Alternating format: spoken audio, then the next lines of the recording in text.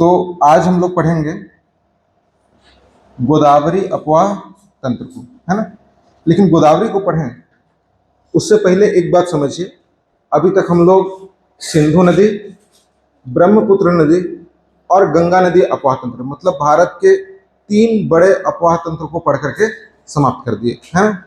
और इसको अगर देखें हम लोग ठीक बोर्ड पे, तो आपको समझ में आएगा कि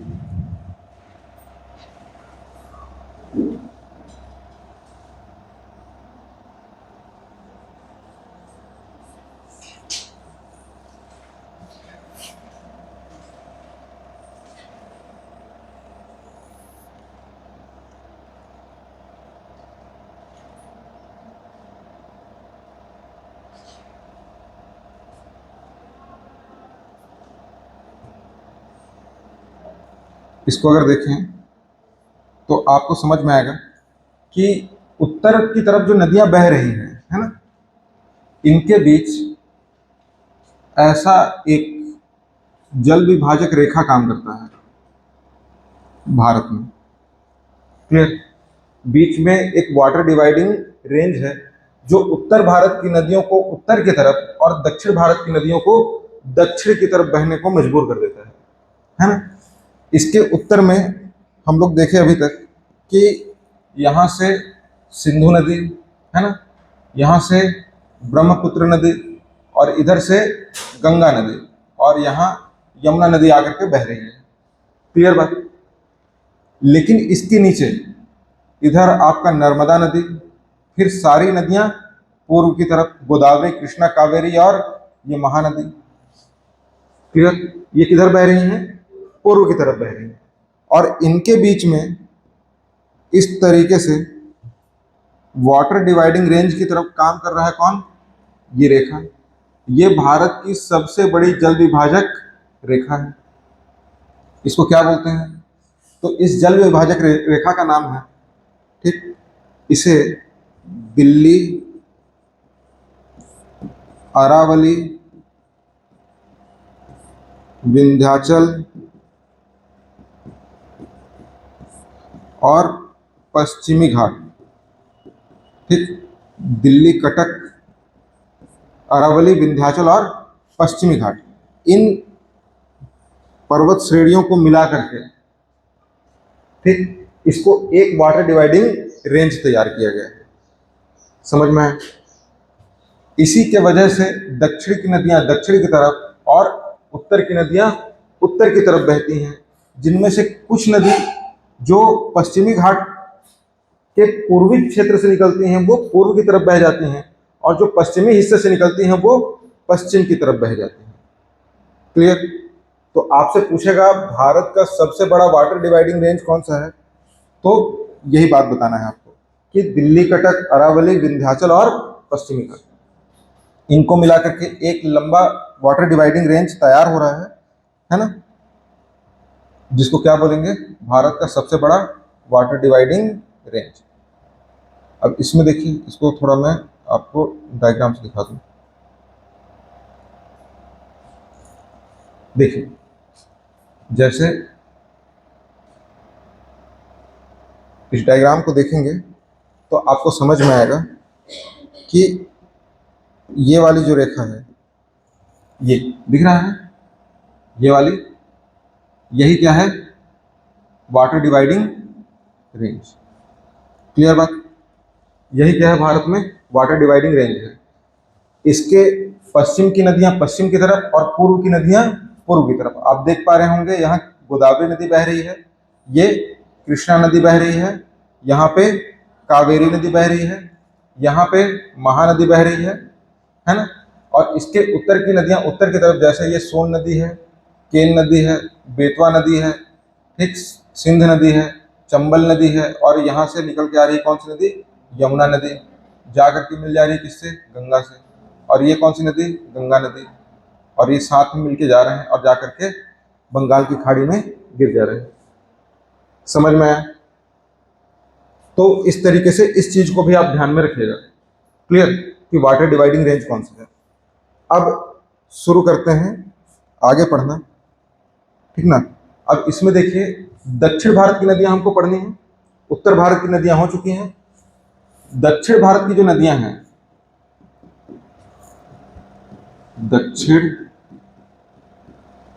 भारत की नदियां, इनको भी दो कैटेगरी में बांटा गया है, इनको भी दो कैटेगरी में क्लासिफाइड किया गया है। कौन कौन सा? तो एक पूर्व की तरफ गिरने वाली नदियां और एक पश्चिम की तरफ गिरने वाली नदियां। नदियों का प्रवाह दो तरीके से हो रहा है। कुछ नदियां ऐसी हैं जो पूर्व की तरफ अपना जल गिराती हैं, यानी कि बंगाल की खाड़ी में विसर्जित होती हैं, और कुछ नदियां ऐसी हैं जो पश्चिम की तरफ अपना जल गिराती हैं, मतलब कि अरब सागर से जाके मिलती हैं। जिसमें देखें तो ये नर्मदा नदी जो है, नर्मदा नदी ये किधर जा करके अपना जल गिरा रही है? पश्चिम की तरफ। नर्मदा नदी किधर जाकर गिरा रही है अपना पानी? पश्चिम की तरफ। और इधर ताप्ती नदी किधर गिरा रही है? पश्चिम की तरफ। माही नदी पश्चिम, साबरमती पश्चिम, लूनी भी पश्चिम की तरफ। क्लियर? जबकि अगर पूर्व की तरफ देखें तो गोदावरी नदी है ना, कृष्णा नदी, कावेरी नदी, महानदी, ये सारी नदियां किधर जल गिरा रही हैं अपना? पूर्व की तरफ। कहां जाकर के मिल रही हैं? बंगाल की खाड़ी में। तो इस प्रकार नदियों को, दक्षिण भारत की नदियों को दो कैटेगरी में बांट दिए हैं, एक पूर्व की तरफ बहने वाली नदियां और दूसरी पश्चिम की तरफ बहने वाली नदियां। अगर इसमें सबसे पहले देखें कि पूर्व की तरफ बहने वाली नदियां कौन कौन सी हैं, तो या फिर ऐसे कहें कि बंगाल की खाड़ी में गिरने वाली नदियां कौन कौन सी हैं, या पूर्व की ओर बहने वाली नदी।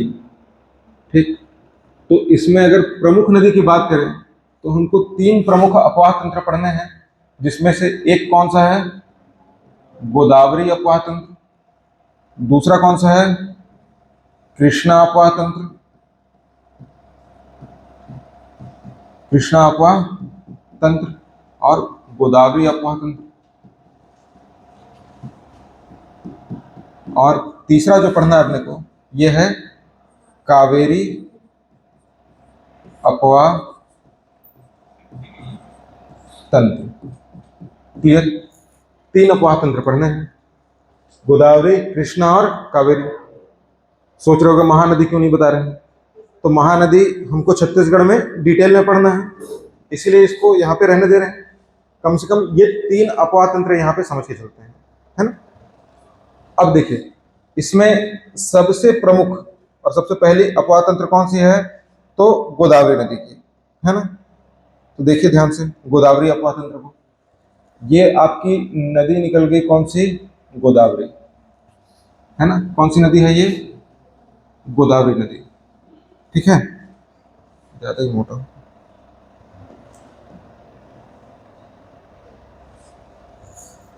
ये कौन सी नदी आ रही है? गोदावरी नदी आ रही है।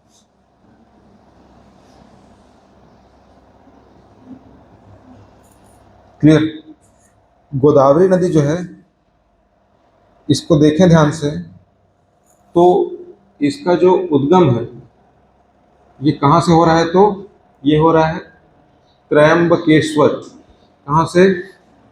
त्र्यंबकेश्वर की पहाड़ी, नासिक से। कहाँ से हो रहा है? त्र्यंबकेश्वर पहाड़ी, नासिक से। ठीक, त्र्यंबकेश्वर पहाड़ी नासिक से इसका उद्गम हो रहा है।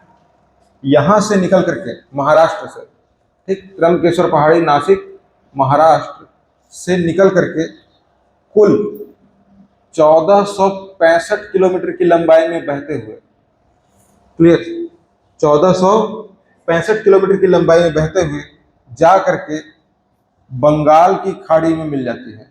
कहाँ मिल जाती है? बंगाल की खाड़ी में। अलग अलग धाराओं में बट जाती है मिलने से पहले। क्लियर? और इसकी संरचना यहां पर जाकर के पंजाकार हो जाती है। ठीक, पक्षी के जो पंजे होते हैं, कुछ पंजाकार इसकी संरचना हो जाती है, जिसमें इसकी एक बड़ी शाखा का नाम गौतमी है और दूसरी शाखा का नाम वशिष्ठी है।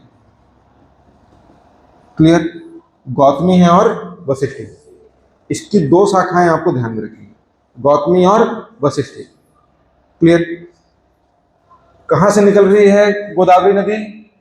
त्र्यंबकेश्वर की पहाड़ी से। कहां जाकर के मिल रही है? बंगाल की खाड़ी में। इस बीच कितनी दूरी तय कर रही है? 1465 किलोमीटर की दूरी तय कर रही है। क्लियर बात?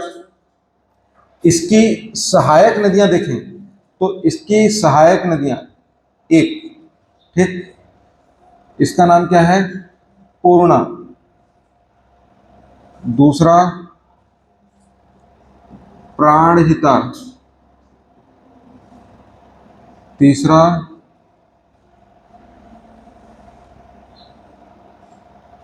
वेन गंगा, फिर वर्धा और फिर पेन गंगा। वेन गंगा, वर्धा और पेन गंगा। और इधर से छत्तीसगढ़ होते हुए आएगी, ठीक, इंद्रावती। कौन सी नदी? इंद्रावती नदी। और फिर छत्तीसगढ़ से ही आएगी एक नदी, इसका नाम क्या है? शबरी नदी। कौन सी नदी? शबरी नदी, ठीक। और एक और नदी आकर के मिलेगी, इसका नाम क्या है? सिलेरू नदी। कौन सी नदी है? सिलेरू नदी। क्लियर? इधर से आकर के एक बहुत महत्वपूर्ण नदी मिलेगी, इसका नाम क्या है? मंजरा नदी। कौन सी नदी है? मंजरा। क्लियर? ये क्या है? इसकी सहायक नदी। क्लियर? इसकी सहायक नदियां कौन कौन सी? पूर्णा, प्राणहिता, वेनगंगा, वर्धा, पेनगंगा, इंद्रावती, शबरी, सिलेरू और मंजरा। अन्य और भी छोटी छोटी सहायक नदियां हैं, जिसमें से बार बार पूछा जाने वाला सवाल है कि गोदावरी नदी में दाहिने तट से आकर के मिलने वाली नदी कौन सी है? कौन सी होगी दाहिने तट से मिलने वाली नदी? मंजरा नदी। ध्यान से देखना है, दाहिने तरफ से आकर के मिलने वाली नदी कौन सी है? मंजरा नदी है। और मंजरा नदी पे एक डैम बना हुआ है। मंजरा नदी पे एक डैम बना हुआ है। डैम का नाम है निजाम सागर। ठीक, क्या डैम है? निजाम सागर डैम या निजाम सागर परियोजना। इसी तरीके से गोदावरी पे भी कुछ परियोजनाएं बनी हुई हैं, जिसमें से एक, इसे कहते हैं जायकवाड़ी परियोजना। ठीक, कौन सी परियोजना है? जायकवाड़ी परियोजना। जायकवाड़ी परियोजना महाराष्ट्र में है। कहाँ है? महाराष्ट्र में। इस पे तेलंगाना में भी एक परियोजना बनी हुई है। इस परियोजना का नाम क्या है? तो इस परियोजना का नाम है पोचमपाद परियोजना। पोचमपाद परियोजना कहाँ है? पोचमपाद परियोजना तेलंगाना में है। कहाँ है ये? तेलंगाना में है। और इसके बाद इस पे जहाँ सबरी मिल रही है, यहीं पे आंध्र प्रदेश में भी एक परियोजना है, इसका नाम है पोलावरम परियोजना। कौन सा परियोजना है इस पे? पोलावरम। क्लियर? कौन सी परियोजना है इस पे? पोलावरम परियोजना है। और ये कहाँ है? आंध्र प्रदेश में। ठीक, पोचमपाद कहाँ है? तेलंगाना में है। क्लियर है? एकदम कॉपी बंद रखना, बता रहा हूँ, कॉपी खुला नहीं दिखना चाहिए अभी। ये वो नदियां हैं जहां से सवाल बनेगा वो आपसे नहीं बनेगा, क्योंकि फोकस कहाँ करके रखे हैं? सिंधु नदी पे, गंगा नदी पे, ठीक ना? तो ये बनेगा नहीं, इसलिए ध्यान रखो। यहाँ कौन सा डैम है? निजाम सागर। किस पे? मंजरा नदी। मोस्ट इंपॉर्टेंट क्वेश्चन कि मंजरा नदी पे कौन सा डैम बना है? कौन सा डैम बना है? निजाम सागर डैम बना है। क्लियर? मंजरा पे कौन सा डैम? निजाम सागर। किसकी सहायक नदी है मंजरा? गोदावरी नदी की सहायक नदी है। क्लियर? ध्यान में रहेगा इतना बात। गोदावरी नदी का ये जो डेल्टाई क्षेत्र है, दिख रहा है ये एरिया, ये क्या है?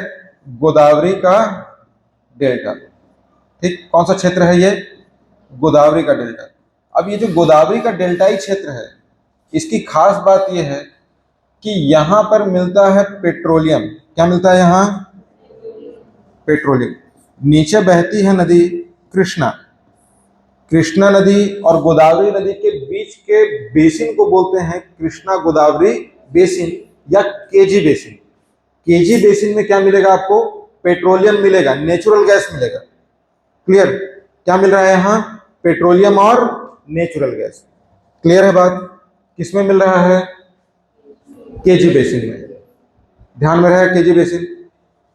ये जो नदी निकली है, ठीक, गोदावरी नदी, गोदावरी नदी यहाँ त्र्यंबकेश्वर की पहाड़ी से निकल करके जा करके मिल रही है कहाँ? बंगाल की खाड़ी में। इसमें ध्यान रखना है कि यह दक्षिण भारत या फिर प्रायद्वीपीय भारत, दक्षिण भारत या प्रायद्वीपीय भारत की सबसे बड़ी नदी है। दक्षिण भारत या प्रायद्वीपीय भारत की क्या है? ये सबसे बड़ी नदी है, सबसे लंबी नदी है। ठीक ना? पढ़े गोदावरी, गोदावरी कितना है? 1465 किलोमीटर। कृष्णा कितना है? 1400 किलोमीटर। कावेरी कितना है? 800 किलोमीटर, 805 किलोमीटर। ठीक ना? 800 लेकिन एनसीईआरटी में लिखा हुआ। कितना है? 800 किलोमीटर। क्लियर बात? और फिर देखें महानदी कितना है, तो 858, 858 किलोमीटर। इन सब में सबसे लंबी नदी कौन सी है? गोदावरी नदी। और नर्मदा देखें तो नर्मदा नदी है 1312 किलोमीटर। इसीलिए सबसे लंबी नदी कौन सी हुई? गोदावरी। इसको आपको क्रम से जमाने बोलेगा, जमा लेंगे क्रम से। गोदावरी नदी को, गोदावरी नदी जो है इसको दक्षिण भारत की गंगा या वृद्ध गंगा कहते हैं। क्या बोलते हैं इसको? वृद्ध गंगा। गोदावरी नदी को क्या बोलेंगे? वृद्ध गंगा कहेंगे। ध्यान में रहेगा। गोदावरी नदी को क्या बोलते हैं? वृद्ध गंगा कहते हैं या दक्षिण भारत की गंगा। लेकिन ध्यान रखें, दक्षिण की गंगा बोला, ठीक, दक्षिण की गंगा तो कावेरी हो जाएगी आंसर। क्लियर? दक्षिण की गंगा कावेरी, दक्षिण भारत की गंगा गोदावरी। ध्यान में रहेगा। या फिर वृद्ध गंगा बोले तो कौन सा? गोदावरी। क्लियर है? समझ में आ रहा है कि नहीं? अगर प्रायद्वीपीय भारत में देखें तो सबसे बड़ा रिवर बेसिन किस नदी का होगा? गोदावरी नदी का। किसका होगा? गोदावरी नदी का। लगभग 30 से 32 लाख वर्ग किलोमीटर। कितना? 30 से 32 लाख वर्ग किलोमीटर के आसपास क्या है? इसका रिवर बेसिन है। ध्यान में रहेगा। चलिए देखिए कौन सी नदी है? गोदावरी नदी है। और गोदावरी नदी की खास बात क्या है? तो इसका ओरिजिन कहां से हो रहा है? उद्गम कहां से है? बताइए, उद्गम कहां से? त्र्यंबकेश्वर पहाड़ी। ठीक, कहां से? नासिक से। त्र्यंबकेश्वर की पहाड़ी नासिक से निकल रहा है। त्र्यंबकेश्वर ना लिखा हो तो पश्चिमी घाट के पूर्वी क्षेत्र को मारिएगा। ठीक, क्लियर? अगर ये ना लिखा हो तो किसको मारेंगे? पश्चिमी घाट के पूर्वी हिस्से से। क्लियर? अगर ये ना लिखा हो तो पश्चिमी घाट के पूर्वी हिस्से को टिक लगाना है। इसका विसर्जन कहां हो रहा है? विसर्जन कहां हो रहा है?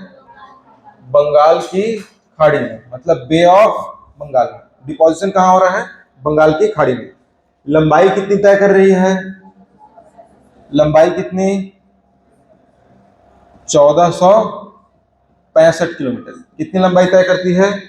1465 किलोमीटर की लंबाई तय करती है। और इसके तट पर कौन से शहर हैं? ठीक, इसके तट पे, ठीक, कौन कौन से शहर हैं? तो इसके तट पे शहर है एक तो नासिक, इसके तट पे त्र्यंबकेश्वर ज्योतिर्लिंग। ध्यान रखना है, त्र्यंबकेश्वर ज्योतिर्लिंग किसके तट पे?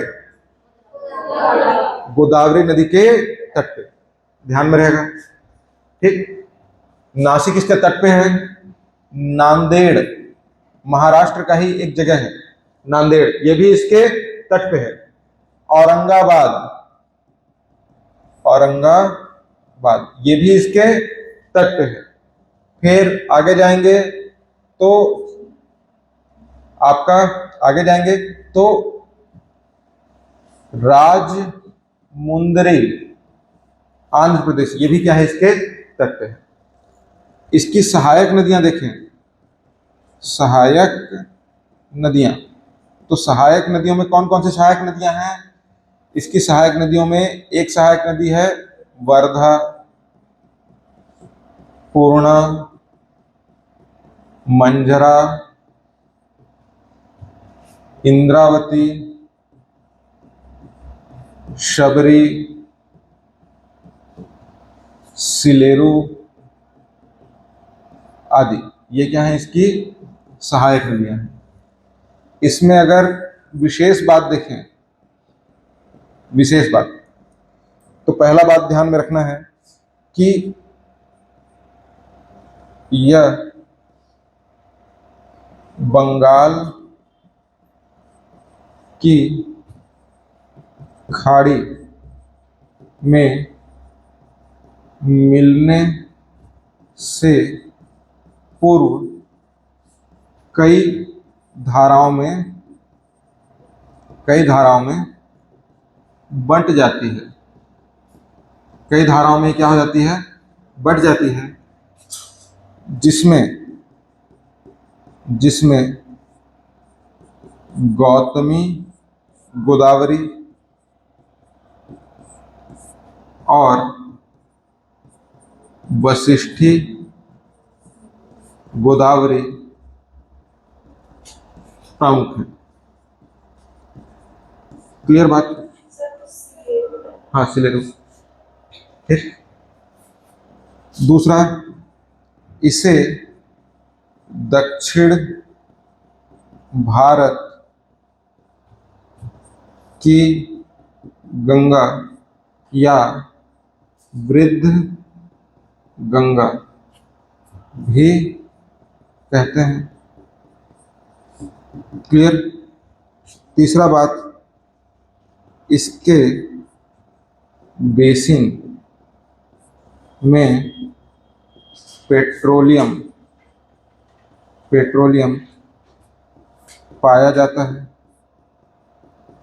क्या मिलेगा? इसके बेसिन में पेट्रोलियम मिलेगा। और ये नदी महाराष्ट्र, तेलंगाना, छत्तीसगढ़, आंध्र प्रदेश होते हुए जाकर किससे मिल जाएगी? बंगाल की खाड़ी से। बताइए, इतनी बात समझ में आई कि नहीं? आ रहा है? हैं? नहीं आ रहा है? आ रहा है? हैं? इधर देवी लोग छापो छापो, है ना, खूब छापो। ठीक है? नहीं है? ये हो गया कौन सा नदी अपातंत्र? गोदावरी। इतना बात जानना है गोदावरी, बस। हाँ, तो कैसे? नहीं, बस इतना। ट्रिब्यूटरीज में आगे हम लोग पढ़ेंगे, जब यहाँ पढ़ते रहेंगे। इंद्रावती पढ़ना ही है।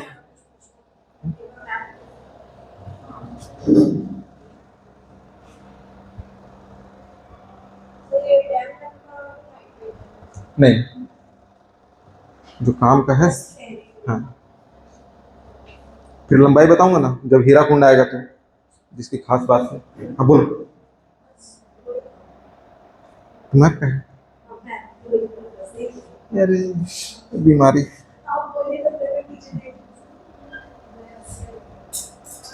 चलो देखो, कौन सा है? कृष्ण।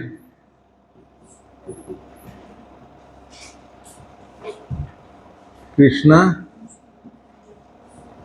अपवाह तंत्र, ठीक ना? कौन सा अपवाह तंत्र है? कृष्णा अपवाह तंत्र। ठीक है। अब कृष्णा अपवाह तंत्र को देखो थोड़ा ध्यान से। ये निकल गई कौन सी नदी? कृष्णा नदी। कौन सी नदी है ये? कृष्णा नदी। और ये भी मिलने से पहले ऐसे ही पतली पतली शाखाओं में बढ़ जाएगी।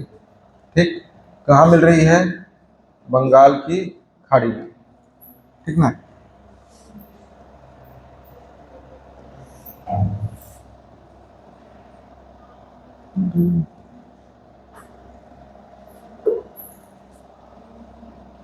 बंगाल की खाड़ी में जाके मिल जाती है। ये निकल कहां से रही है, तो कहां से निकल रही है, अब तक तो याद हो गया होना चाहिए, है ना। कहां से, महाबलेश्वर। महाबलेश्वर कहाँ है, महाराष्ट्र। यहां से ये ओरिजिनेट होगी और जा करके 1400 किलोमीटर का लंबाई तय करते हुए मिल जाएगी किससे, बंगाल की खाड़ी से। क्लियर। इस पे ध्यान देने वाली बात यह है कि इसकी जो सहायक नदियां हैं, सहायक नदियां कौन कौन सी हैं। सहायक नदियां देखिए, सहायक नदी में एक नदी है, इसका नाम क्या है, कोयना। क्या है सहायक नदी, कोयना नदी। ये कौन सी नदी है, कोयना। ठीक। दूसरी सहायक नदी कौन सी है, भीमा। और तीसरी सहायक नदी याद रखना है, मूसी। दक्षिण की तरफ से याद रखना है आपको, एक सहायक नदी है लक्ष्मण तीर्थ, सॉरी, ये एक सहायक नदी है, इसका नाम क्या है, तो इसका नाम है तुंगभद्रा। ठीक। फिर घाट प्रभा और फिर मालप्रभा। ये क्या है इसकी सहायक नदी। एक कौन सा है, तुंग भद्रा, एक घाट प्रभा और एक माल प्रभा। इधर से कोयना नदी, फिर भीमा नदी और फिर मूसी नदी। ये क्या है इसकी सहायक नदियां हैं। इस पे डैम देखें तो एक डैम याद रखना है इस पे, इसका नाम है अलमाटी डैम। कौन सा डैम है, अलमाटी डैम।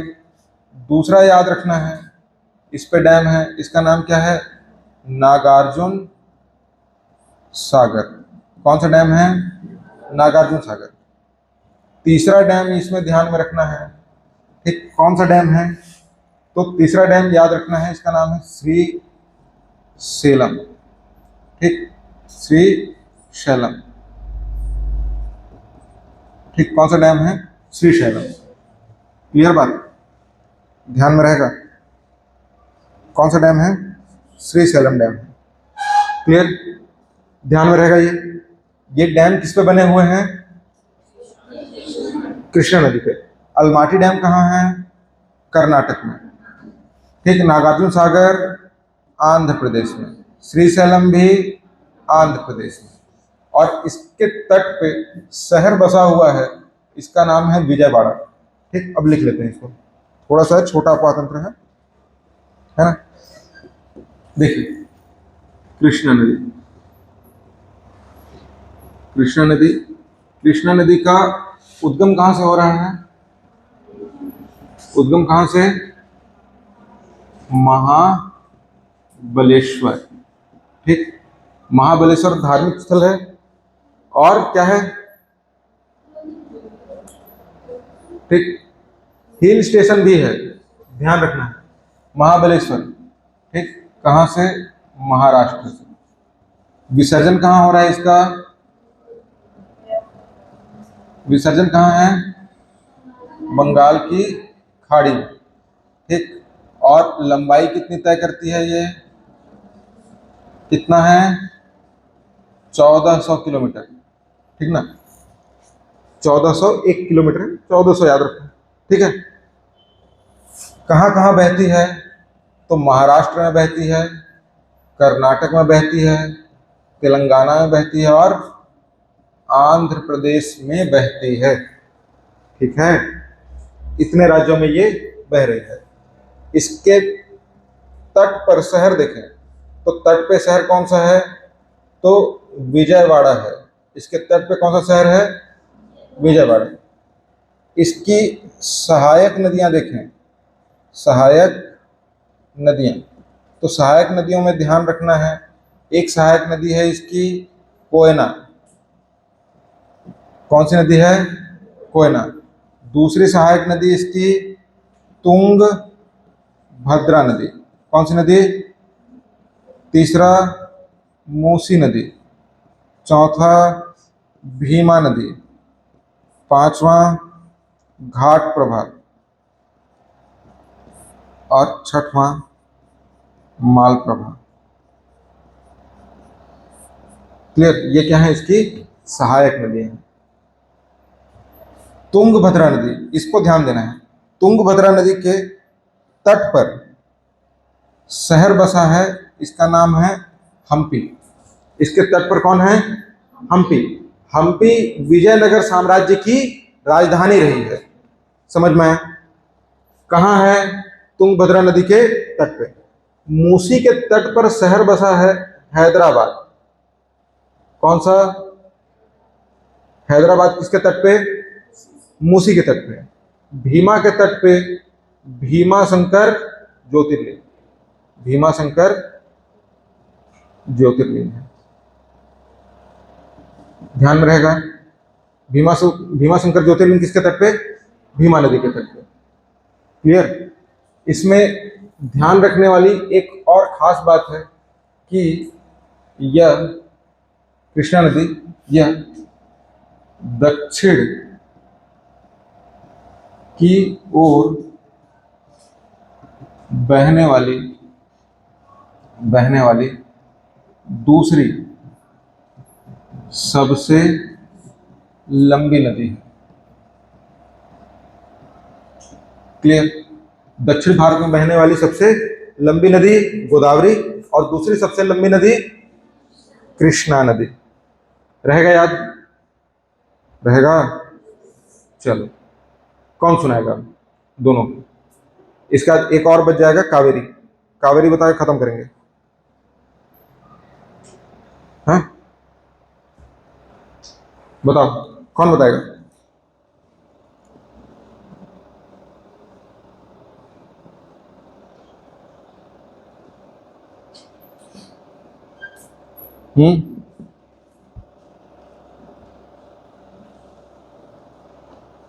कौन बताएगा?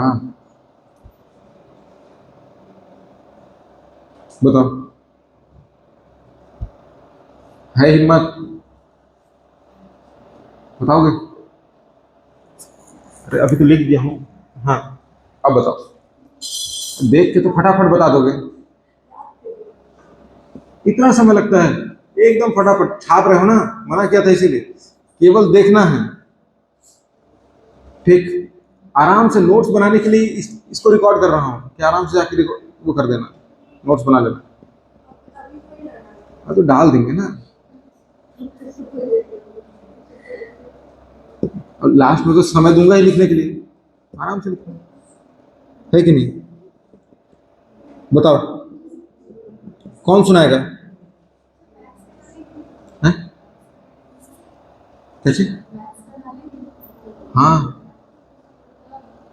अब रिकॉर्ड करें सर, उसके बाद सर का रिकॉर्ड नहीं हो पा रहा है ना कि कैमरा सही नहीं।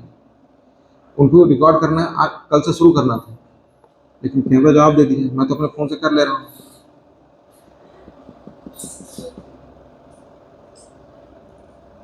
बताओ, सुनाओगे? हाँ सुनाओ। हाँ हाँ हाँ हाँ हाँ हाँ। हम्म हम्म हम्म हम्म हम्म हम्म हम्म हम्म हम्म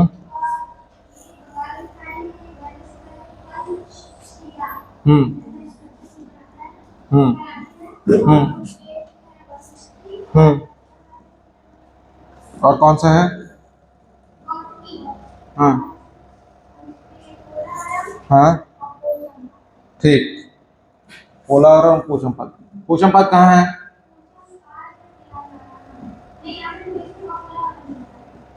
ठीक। हैं? क्या था पहले वाला? हाँ, पोलावरमान, ठीक। चलो देखो इधर एक और नदी, कावेरी।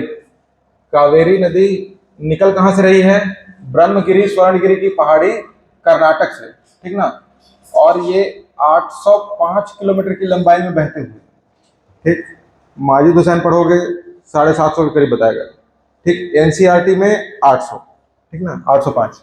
805 किलोमीटर की लंबाई में बहते हुए जा करके कहाँ मिल जाएगी? बंगाल की खाड़ी से। इसकी ऊपर की तरफ से आने वाली सहायक नदियों में एक नदी है, इसका नाम है हरंगी नदी, ठीक। दूसरा है अरकावती नदी, ठीक। कौन सी नदी है? अरकावती। दक्षिण की तरफ से लक्ष्मण तीर्थ, लक्ष्मण तीर्थ है। और कौन सी है? काबिनी है। और कौन सी है? भवानी है, ठीक। और कौन सी है? अमरावती है। क्लियर? ये क्या है? इसकी सहायक नदियां हैं। इस पर डैम बना हुआ है, ठीक। कर्नाटक में कौन सा डैम है? डैम का नाम है कृष्ण राज सागर। कौन सा डैम है? कृष्ण राज सागर। कहाँ है? आंध्र प्रदेश में। इसी पर एक और डैम बना हुआ है, इसका नाम क्या है? शिव समुद्रम। कौन सा डैम है? शिव समुद्रम डैम। और इस पे एक वाटरफॉल भी बना हुआ है, इसका नाम भी क्या है? शिव समुद्रम डैम, शिव समुद्रम वाटरफॉल। इस पर एक और डैम बना हुआ है तमिलनाडु में, इसका नाम क्या है? मैट्टूर डैम। क्लियर? ध्यान में रहेगा कौन सा डैम? मैट्टूर डैम। किस पर बना हुआ है? कावेरी नदी पे। क्लियर है? और एक और सहायक नदी मनाली से, इसका नाम क्या है? हेमवती। ये क्या है? इसकी सहायक नदियां और ये डैम है। कृष्णराज सागर कर्नाटक में, शिव समुद्रम कर्नाटक में, मैट्टूर तमिलनाडु में। ये कावेरी नदी ब्रह्मगिरी स्वर्णगिरी की पहाड़ी से निकलेगी और यहाँ से 805 किलोमीटर की लंबाई में, ठीक, कर्नाटक, फिर केरल में थोड़ा सा एंटर करेगी, फिर तमिलनाडु और फिर पांडिचेरी होते हुए जाकर के कहाँ मिल जाएगी? बंगाल की खाड़ी। क्लियर बात? इस बीच कितना दूरी तय कर रही है? 805 किलोमीटर। क्या बोलते हैं इसका दूसरा नाम क्या है?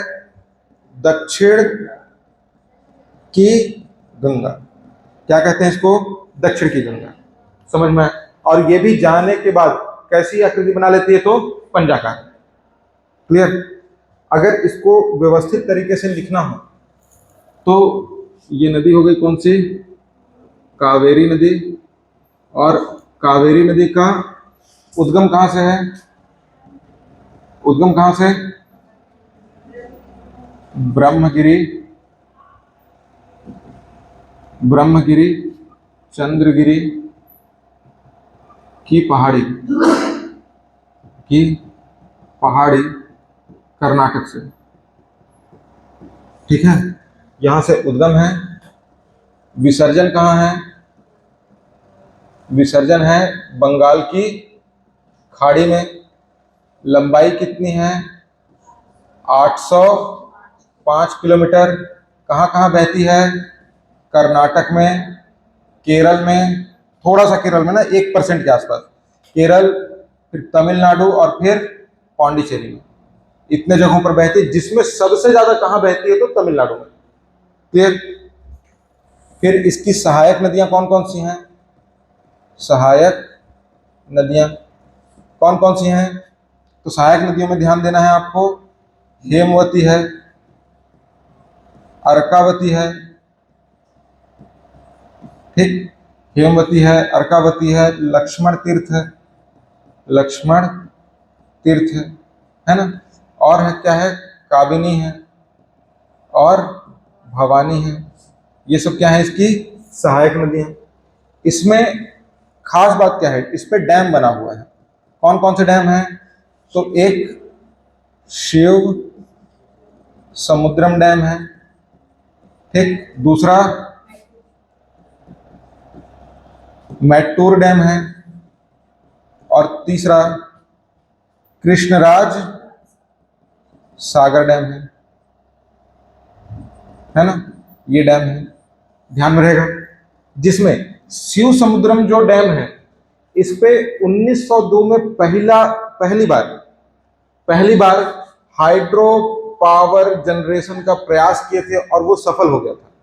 इससे पहले एक बार और किए थे लेकिन वो असफल था, दार्जिलिंग में किए थे।